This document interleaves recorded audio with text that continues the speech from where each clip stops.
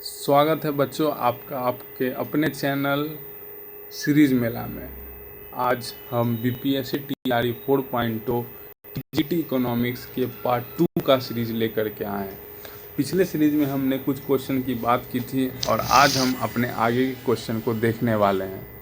जो बच्चे नए हैं वो पीछे के सीरीज़ देख लें, उसमें मैंने कुछ क्वेश्चन एक्सप्लेन किए थे और उसके साथ कई सारे मेन एक्सप्लेनेशन भी दी थी और आज भी हम लोग उसी फॉर्मेट को आगे लेकर के चलेंगे। तो आज का हमारा पहला क्वेश्चन है, यानी कि 7th क्वेश्चन है, who defined inflation as a situation where the value of currency depreciates as the general price level of commodity rises.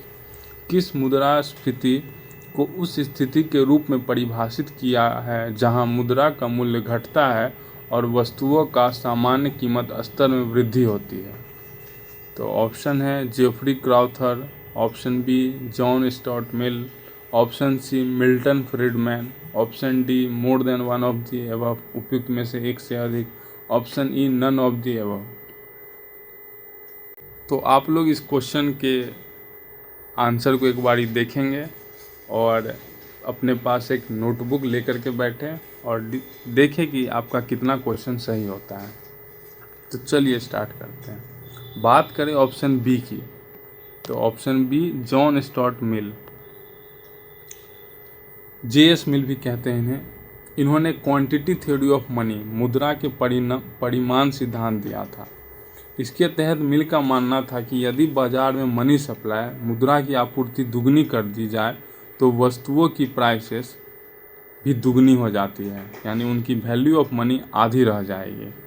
इनका जो थ्योरी था वो क्वांटिटी थ्योरी ऑफ मनी था और मनी सप्लाई दुगनी हो जाने पर जो वस्तुओं की प्राइसेस है वो दुगनी हो जाती है और वैल्यू ऑफ मनी आधी रह जाती है। एक इसको एग्जांपल से समझते हैं। मान लीजिए बाज़ार में कुल 100 रुपये हैं, ठीक है, बाज़ार में कुल 100 रुपये हैं और कुल 100 पेन हैं। पेन भी कितने हैं? 100। ये हो गया आपका मनी और ये हो गया आपका पेन, ठीक है। तो एक पेन 1 रुपये का होगा। अगर आप इसके प्राइस का निकालें 1 पेन के प्राइस का, तो ये हो जाएगा 100 अपॉन में 100, दोनों को काट दे तो ये 1। एक पेन की कीमत हो गई 1 रुपये। अगर सरकार 100 रुपये और छाप दे, मुद्रा की आपूर्ति यानी कि सप्लाई बढ़ जाए, तो 200 रुपये में वही पेन अब वही 100 पेन बिकेंगे, यानी एक पेन की कीमत बढ़कर 2 रुपये हो जाती है। पहले पेन की कीमत 1 रुपये थी, अब उस पेन की कीमत कितनी हो गई? मनी सप्लाई के बाद 2 रुपये हो गई है। मिल ने कीमतों यानी कि प्राइस और मनी की मात्रा के बीच डायरेक्ट रिलेशनशिप, प्रत्यक्ष संबंध बताया था, इसलिए ये ऑप्शन क्या हो जाएगा? बिल्कुल गलत हो जाएगा। हमारा ऑप्शन बी क्या हो चुका है? रॉन्ग। बात करें ऑप्शन सी मिल्टन फ्रीडमैन की, तो इन्होंने मोनेटरिज्म, मुद्रावाद का जनक माना जाता है। इनके विचार आज के आधुनिक अर्थशास्त्र में बहुत महत्वपूर्ण है। इनकी थ्योरी यह है कि इन्फ्लेशन यानी कि मुद्रास्फीति हमेशा एक मॉनेटरी फेनोमेना, मौद्रिक घटना होती है। आसान शब्दों में समझे तो महंगाई केवल तभी आती है जब मनी सप्लाई, मुद्रा की आपूर्ति की विकास दर, आउटपुट की विकास दर से अधिक हो जाती है। थोड़ा और समझने के लिए एक छोटा सा एग्जाम्पल को देखते हैं।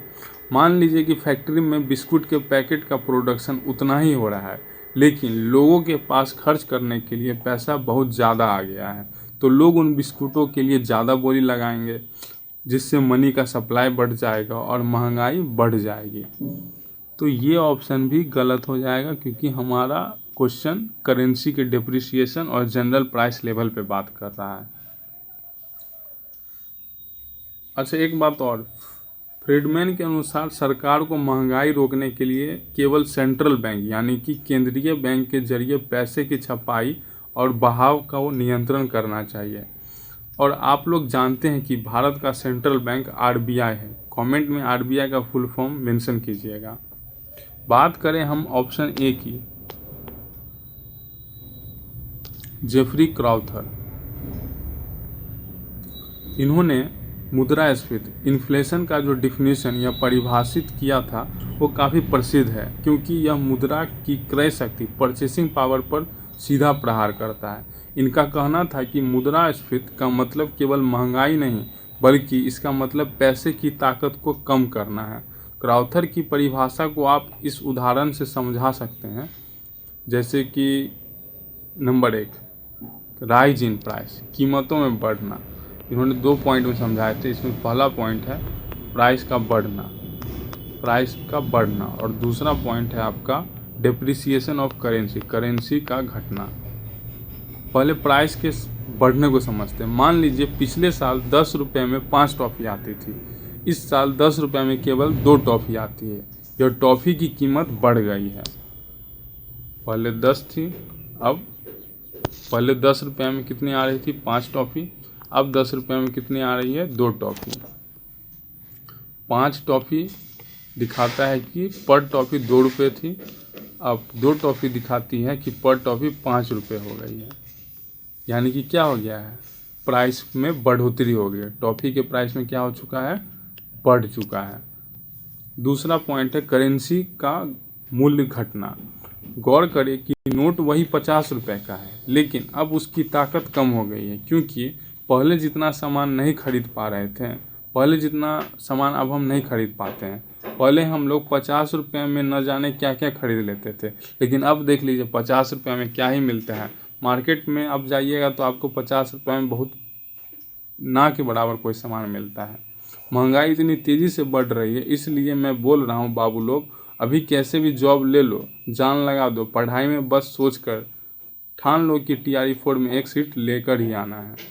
तो हम लोग का करेक्ट ऑप्शन क्या हो जाएगा? Option number A, Geoffrey Crowther. क्यों?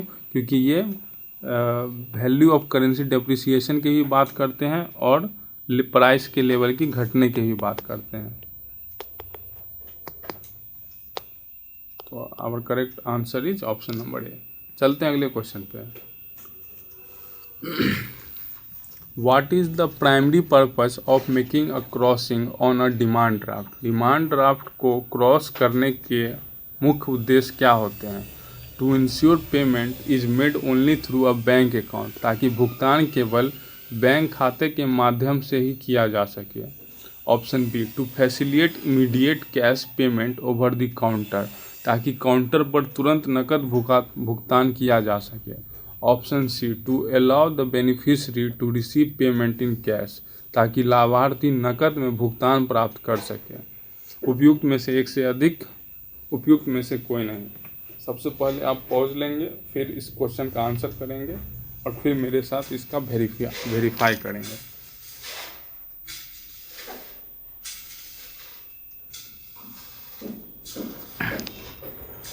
तो इसका करेक्ट आंसर हो जाएगा ऑप्शन नंबर ए।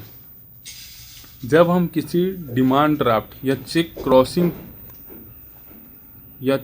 पर क्रॉसिंग करते हैं, ऊपर के कोने में 2 तिरछी सीमांतर रेखाएं खींचते हैं। आप लोगों ने चेक देखे होंगे, तो चेक में अक्सर यहाँ पे 2 क्रॉसिंग किए जाते हैं इस तरह से, ठीक है।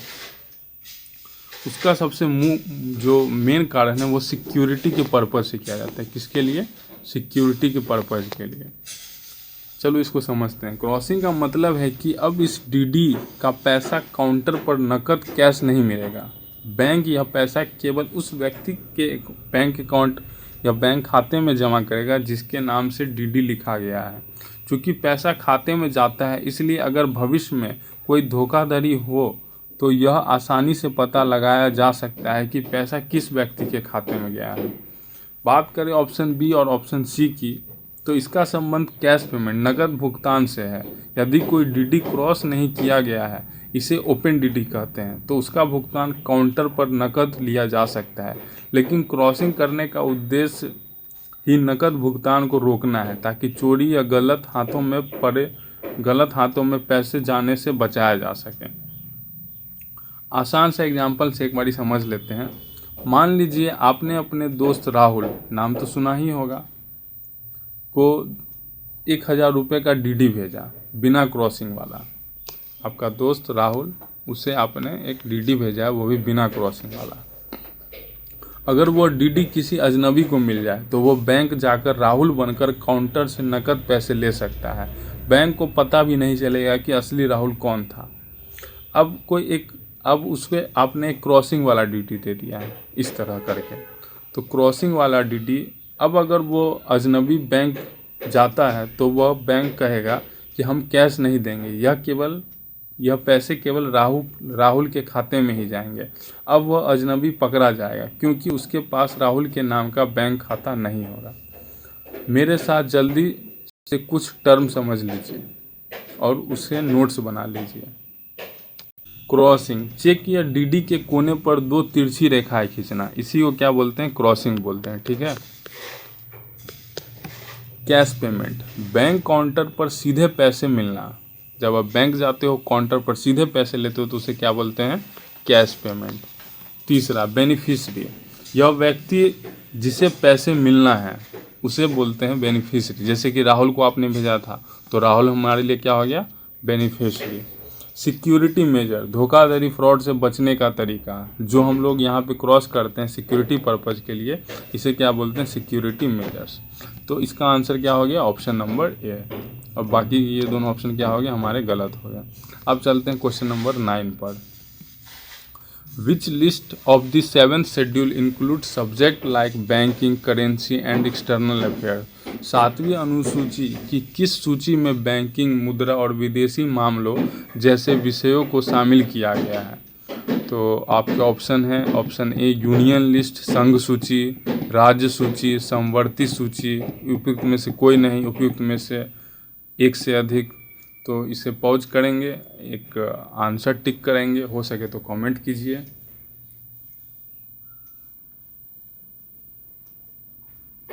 चलिए, इस आंसर को समझने से पहले हम लोग 3 लिस्ट को समझते हैं।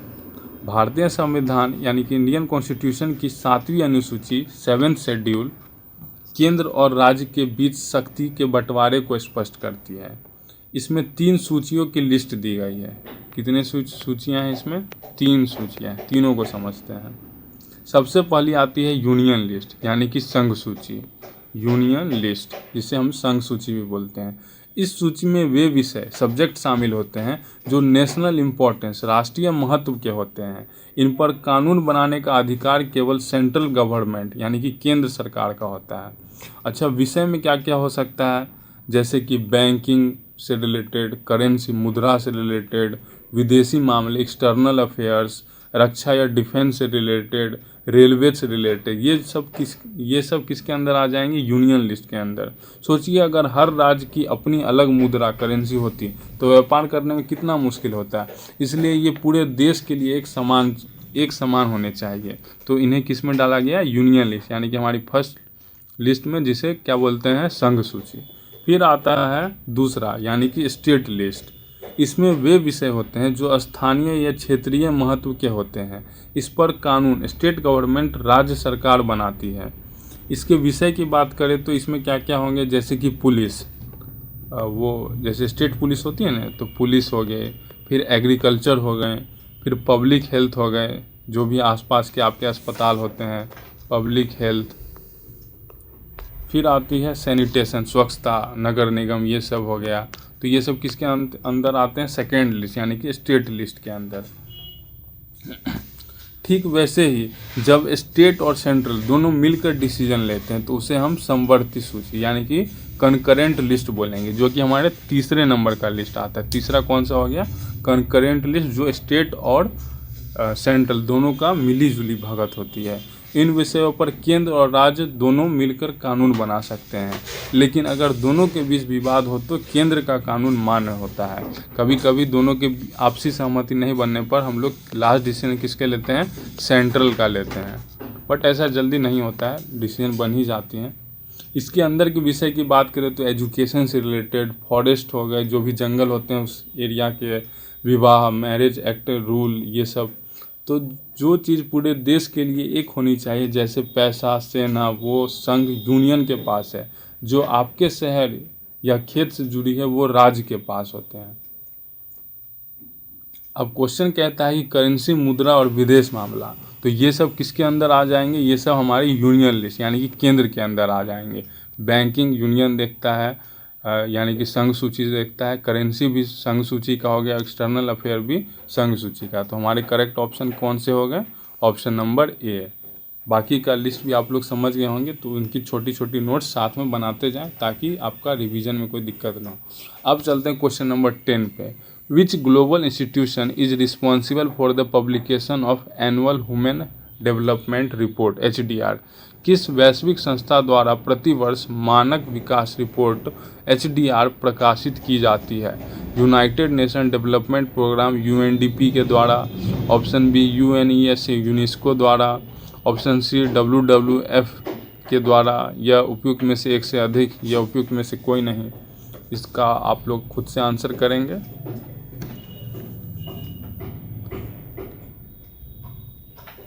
तो इसका करेक्ट आंसर ऑप्शन नंबर ए हो जाएगा, UNDP के द्वारा। UNDP ही रिलीज करता है क्या हम लोगों का मानक विकास रिपोर्ट। एक बार UNDP को समझे थोड़ा। तो इसकी जो स्थापना है UNDP, इसकी स्थापना हुई थी 1965 में। इसका हेडक्वार्टर कहाँ है?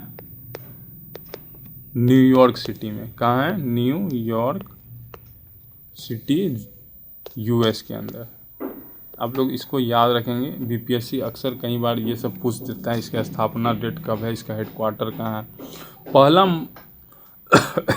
पहली मानक विकास रिपोर्ट HDR 1990 में जारी की गई थी। हमारा जो पहला HDR आया था वो 1990 में आया था। यह दुनिया की सबसे महत्वपूर्ण रिपोर्ट्स में से एक है, जो यह बताती है कि कोई देश केवल पैसे के मामले में नहीं बल्कि इंसान के जीवन के स्तर में कितना आगे बढ़ता है। इस रिपोर्ट को तैयार करने में दो प्रसिद्ध अर्थशास्त्री का सबसे बड़ा हाथ है। एक तो महबूब उल हक पाकिस्तान के अर्थशास्त्री हैं, दूसरे अमर्त्य सेन भारत के नोबेल पुरस्कार विजेता अर्थशास्त्री हैं। इस रिपोर्ट के अंदर एक स्कोर दिया जाता है जिसे HDI कहते हैं। यह 3 मुख्य पैमाने डायमेंशन पर आधारित होता है, जिसका पहला होता है लाइफ एक्सपेक्टेंसी। पहला क्या है? लाइफ एक्सपेक्टेंसी, लोग कितना लंबा और स्वस्थ जीवन जीते हैं, ये इसको दिखाता है। दूसरा होता है एजुकेशन, स्कूल जाने के औसत वर्ष, यानी कि कौन बच्चा किस उम्र तक कितने दिनों तक स्कूल पढ़ता है। तीसरा होता है आप लोगों के लिए स्टैंडर्ड ऑफ लिविंग, जो दिखाता है कि लोग किस तरह रह रहे हैं, लिविंग। प्रति व्यक्ति सकल राष्ट्रीय आय GNI पर कैपिटल, ये डिपेंड करता है पर कैपिटल पे। किसी की पर कैपिटल अच्छी है तो वो अच्छी तरह से अपनी लाइफ गुजारेगा, और कोई कम कमाता है वो कम तरीके से गुजारेगा। इसलिए मैं बोल रहा हूँ जॉब लेकर के अपनी एक अच्छी लाइफ मेंटेन करो। इसके रिपोर्ट की माने तो भारत का करेंट 2025 का जो डेटा है उसके अकॉर्डिंग भारत का रैंक 130 है, 193 में से। भारत का करेंट रैंक क्या है? 130। इसे नोट कर ले, ये इस पे BPSC जरूर क्वेश्चन पूछ सकता है। बाकी के ऑप्शन को देख लेते हैं एक बारी। तो दूसरा ऑप्शन है यूनेस्को और तीसरा है वर्ल्ड वाइड WWF। तो पहले यूनेस्को को देख लेते हैं, आप लोग इसका नोट्स बना ले। यूनेस्को, इसका पूरा नाम United Nation Education Scientific and Cultural Organisation है। इसका मुख्य काम शिक्षा, एजुकेशन, साइंस और सांस्कृतिक कल्चर को बढ़ावा देना है। यह वर्ल्ड हेरिटेज साइट्स, विश्व धरोहर स्थल की सुरक्षा के लिए प्रसिद्ध है। भारत में कुल 44 यूनेस्को, कितने भारत में कुल 44, इसे भी लिख लेंगे। भारत में कुल 44 यूनेस्को विश्व धरोहर स्थल हैं। मराठा सैन्य परिदृश्य, यह भारत का 44वां स्थल है। मराठा के अंदर सबसे आखिरी वाला है, जिसे 2025 में चुना गया था। इसमें महाराष्ट्र और तमिलनाडु के 12 किले जैसे कि रायगढ़, शिवनेरी और जिंजीज किला शामिल है, जो मराठा साम्राज्य की बेहतरीन सैन्य वास्तुकला को दिखाती है। बात करें WWF की, तो इसका पूरा नाम world wide fund for nature है। यह संस्था पर्यावरण, एनवायरनमेंट और जंगली जानवरों के संरक्षण के लिए काम करती है। इनका प्रसिद्ध लोगो पांडा है। यह लिविंग प्लैनेट रिपोर्ट जारी करता है। ये कुछ खास नहीं है, बट ये भी मेंशन कर लेंगे। अब चलते हैं अपने अगले क्वेश्चन नंबर 11 पर।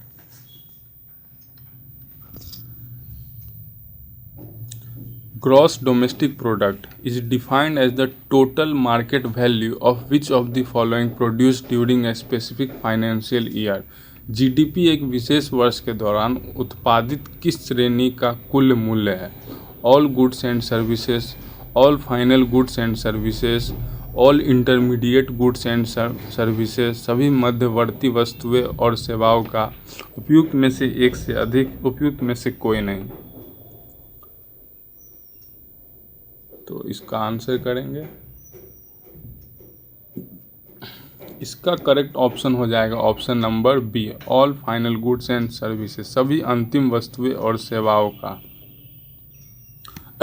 सकल घरेलू उत्पाद की परिभाषा में सबसे महत्वपूर्ण शब्द अंतिम है, यानी फाइनल की बात करता है। जब उसके डिफिनीशन को देखेंगे आप तो उसमें आपको मिलेगा फाइनल का चर्चा। अंतिम वस्तुएं और सेवाओं ये वे वस्तुएं होती हैं जो उपभोक्ता द्वारा सीधे इस्तेमाल के लिए तैयार होता है। उदाहरण के लिए एक ब्रेड अंतिम वस्तु है। आप मार्केट में जाइएगा, ब्रेड खरीदिएगा और उसे कंज्यूम कीजिएगा यानी खाइएगा। जीडीपी की काउंटिंग करते समय हम केवल अंतिम वस्तु का मूल्य यानी कि मार्केट वैल्यू जोड़ते हैं ताकि डबल काउंटिंग दोहरी गणना से बचा जा सके। ऑप्शन सी में लिखे इंटरमीडिएट गुड्स एंड सर्विसेज को भी समझ लेते हैं। मध्यवर्ती वस्तुएं ये वे वस्तुएं हैं जो दूसरे वस्तु बनाने के लिए कच्चे माल रॉ मटेरियल के रूप में इस्तेमाल किए जाते हैं। उदाहरण के तौर पर ब्रेड को बनाने के लिए इस्तेमाल किया गया गेहूं, व्हीट और मैदा मध्यवर्ती वस्तुएं हैं। जैसे ब्रेड हमारा क्या है, फाइनल गुड्स है, तो उसको जो बनाने के लिए रॉ मटेरियल लगे वो रॉ मटेरियल क्या हो गया, इंटरमीडिएट गुड्स। जैसे हो गया हमारा व्हीट, गेहूँ और फ्लोर यानी कि आटा या मैदा। ब्रेड की 40 रुपये की कीमत में गेहूं और मैदे की कीमत पहले से ही जुड़ी होती है। अगर हम गेहूं को अलग से और ब्रेड को अलग से जोड़ेंगे तो एक ही चीज़ की कीमत को 2 बार जोड़ देंगे जिससे जीडीपी गलत दिखेगा। कल्पना कीजिए कि एक कार बन रही है। टायर 5,000 रुपये का, इंजन 50,000 रुपये का और फाइनल कार बना 5 लाख का। टायर की कीमत कितनी हो गई, 5,000। उसके बाद इंजन की कीमत मैंने कितनी बताई, 50,000 और टोटल जो आपको बन के आया वो 5 लाख आप का। लोगों को कोई ड्रीम कार है जो आपको लेना है टीचर बन के? तो जब आप काउंटिंग करेंगे तो आप मान लीजिए इसको भी जोड़ ले, इसको भी जोड़ ले और इसको भी, तो ये तो आपका टोटल ही है पहले से। इस दोनों को जब जोड़ लेते हैं तो फिर आपका डबल काउंटिंग वाला सिचुएशन क्रिएट हो जाएगा। इसी से बचने के लिए जीडीपी क्या करता है, बस फाइनल गुड्स एंड प्राइसेस को लेकर के चलता है ताकि हमारा जीडीपी का जो डेटा है वो बिल्कुल सही रहे। आप लोगों को भी कोई कार लेना है कमेंट में ज़रूर बताइएगा, अगर आपको कोई कार है, आपका कोई सपना है तो। अच्छा, कुछ नोट्स के लिए भी लिख लीजिएगा। जीडीपी एक देश की सीमा के भीतर उत्पादन मूल्य, कुल मूल्य को जीडीपी कहते हैं। मार्केट वैल्यू वह कीमत जिस पर चीज़ बाज़ार में बिकती है। 10 रुपये का ब्रेड बिक रहा है तो मार्केट वैल्यू है उस ब्रेड का। डबल काउंटिंग एक ही चीज़ की कीमत को 2 बार गिनने की गलती, उसी को बोलते हैं double counting. Financial year Bharat में 1 अप्रैल से 31 मार्च तक का समय। अभी 31 मार्च आने वाला है तो हम लोग का फाइनेंशियल ईयर आने वाला है। चलते हैं अब अपने अगले क्वेश्चन नंबर 12 पर। Which of the following poverty alleviation program was initiated during the first major phase of rural development in India? Bharat में ग्रामीण विकास के पहले मुख्य चरण के दौरान कौन सा गरीबी उन्मूलन कार्यक्रम शुरू किया गया था? तो पहला ऑप्शन है एकीकृत ग्रामीण विकास कार्यक्रम, इंटीग्रेटेड रूरल डेवलपमेंट प्रोग्राम।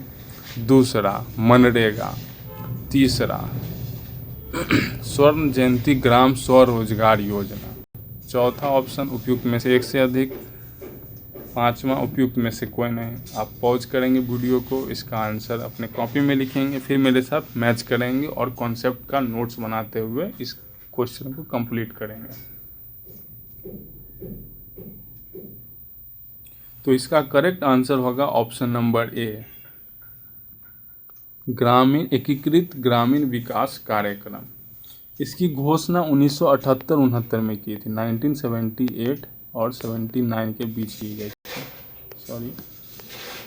79 के बीच की गई थी, लेकिन इसे पूरे देश में 2 अक्टूबर 2 अक्टूबर गांधी जयंती के दिन 1980 में की गई थी, लागू किया गया था इसे। कब? 2 अक्टूबर 1980 में। इसका उद्देश्य भारत में ग्रामीण गरीबी को दूर करने का पहला बड़ा और व्यापक कार्यक्रम था।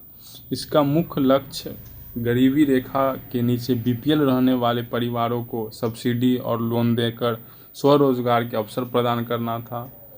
ये फर्स्ट मेजर फेज का हिस्सा माना जाता है क्योंकि इसने कई छोटे कार्यक्रम को अपने अंदर समाहित कर लिया था। बात करें ऑप्शन बी मनरेगा की, तो इसका पूरा नाम Mahatma Gandhi national rural employment guarantee act. यह अधिनियम 2005 में MG रेगा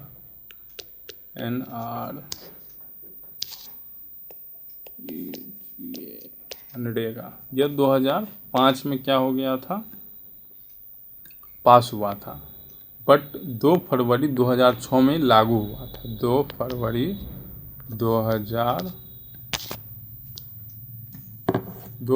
2006 में लागू हुआ था। तब इसका नाम नरेगा था। जब ये पहली बार आया था तो इसका नाम क्या था? केवल नरेगा था। बाद में महात्मा गांधी जी को जोड़ा गया था। राष्ट्रीय ग्रामीण रोजगार गारंटी अधिनियम बाद में 2 अक्टूबर 2009 को राष्ट्रपिता महात्मा गांधी की 144वीं जयंती के अवसर पर इसके नाम के आगे महात्मा गांधी जोड़ दिया गया। तब से यह मनरेगा महात्मा गांधी ग्रामीण स्वरोजगार गारंटी अधिनियम बन गया। यह दुनिया का सबसे बड़ा काम की गारंटी देने वाला कार्यक्रम है। साल में कम से कम 100 दिन का अकुशल श्रम यह ग्रामीण विकास के बाद के चरणों की योजना है। अब दिसंबर 2025 में मनरेगा का नया नाम और स्वरूप VV ग्राम जी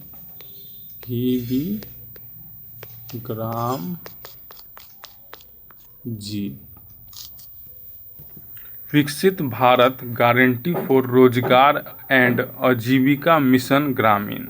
विकसित भारत रोजगार और आजीविका गारंटी मिशन ग्रामीण हो गया है। इसे लिख लीजिएगा। पहले मनरेगा का मुख्य उद्देश्य केवल 100 दिन की मजदूरी देना था, लेकिन VV ग्राम जी का लक्ष्य मजदूर को केवल मजदूरी तक सीमित न रखकर उसे आजीविका के अस्थायी साधनों से जोड़ना है, यानी shift from employment guarantee to livelihood security.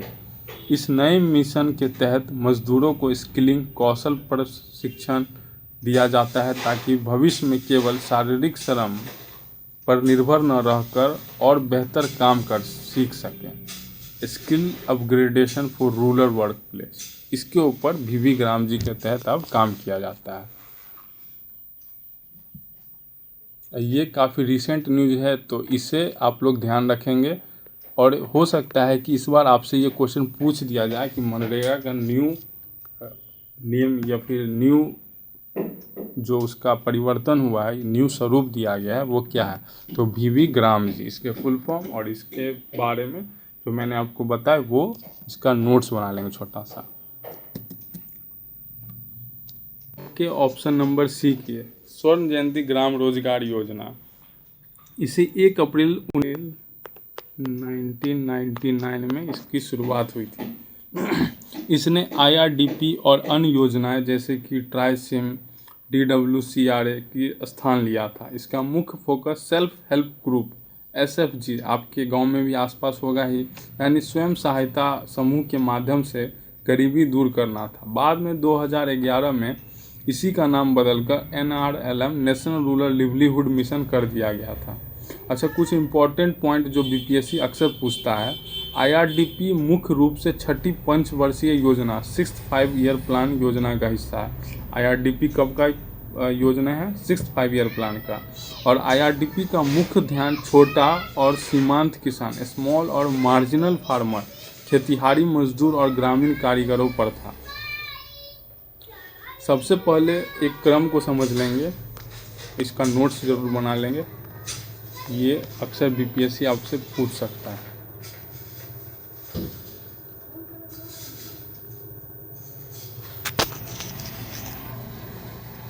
बात करें IRDP की तो IRDP DP 1980 में आया था। उसके बाद आई थी आपको SGSYS, SGSY, ये आई थी 1999 में। फिर आई थी NRLM